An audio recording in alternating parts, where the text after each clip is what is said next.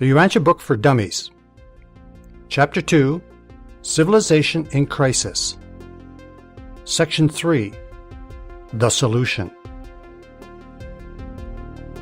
But postmodern consciousness and culture has also found its inherent limitations, as it has not produced a workable solution to the problems that besiege our beleaguered planet. It too must be transcended, and its values must also be included into any new social cosmology that claims to present solutions to our dire state of planetary affairs as we find ourselves in today.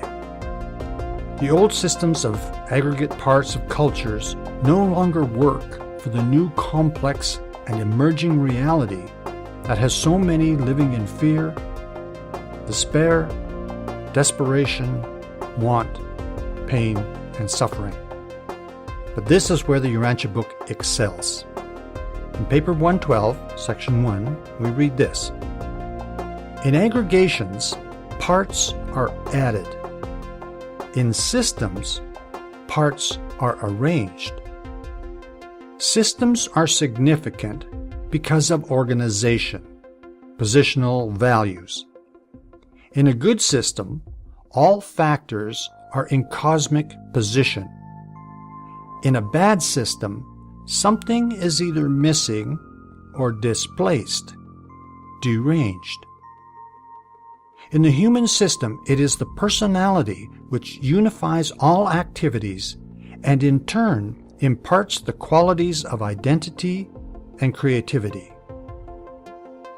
It is this new creativity that we need in order to create this new cosmic identity for this new age, in order to move beyond these increasingly bitter clashes of worldviews, where each stage is battling for control of the hearts and minds, laws and mores of their various societies. This is the problematic life condition of our time, and it becomes the new push to push us forward to find a new way to transcend these life conditions, but include the values that are so important to each stage of the spiral. This is what calls for an enlarged, transcendent vision for a new consciousness and a new culture, for a new age of peace and prosperity for everyone on the planet. Dr. Carl Sagan identified this new age as the cosmological age. And just as we saw that the modern age was ushered in by a new modern consciousness that built a modern culture, and likewise postmodern consciousness created postmodern culture, then logic dictates that a cosmological age requires cosmic consciousness. And this is exactly what the Urantia Book is telling us.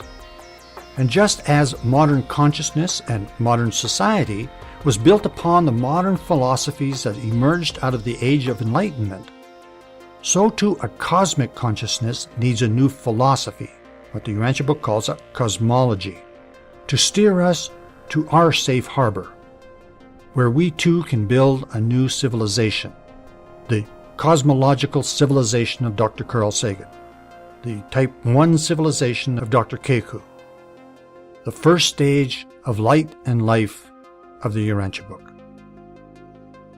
So, what is a cosmology?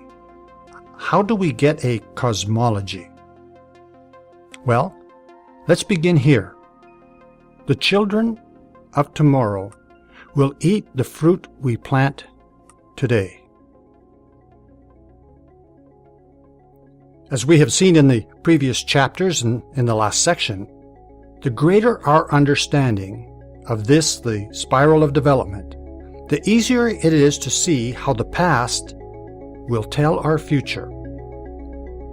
So now, let's take this to the next level. Level 2, Consciousness and Culture. And let us begin with this quote from paper 19 of the Urantia Book, section 1. Even in the study of man's biological evolution on Urantia, there are grave objections to the exclusive historic approach to his present-day status and his current problems. The true perspective of any reality problem, human or divine, terrestrial or cosmic, can be had only by the full and unprejudiced study and correlation of three phases of universe reality: origin, history, and destiny. The proper understanding of these experiential realities affords the basis for a wise estimate of the current status, which is exactly what we need right now: a wise estimate, a wise wake-up call. Also, from the Urantia Book, paper 81, section 5, we read this: when lengthy periods of human history are surveyed, it will be observed that eventually evolution and culture become related as cause and effect. Evolution may advance in the absence of culture, but cultural civilization does not flourish without an adequate background of antecedent racial progression, a previous social and cultural foundation.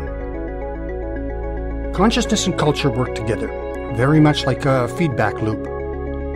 Consciousness creates culture, and culture then feeds back onto consciousness, thus modifying culture. As we saw back in section 2, the law of complexity consciousness tells us that as systems become more complex, it causes a leap in consciousness in order to adapt to the new complexity.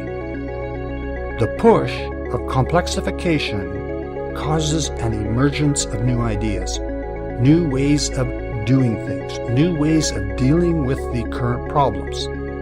Thus, over long periods of time, a whole new worldview emerges, and a new culture quietly and slowly transcends, but includes elements of the old culture.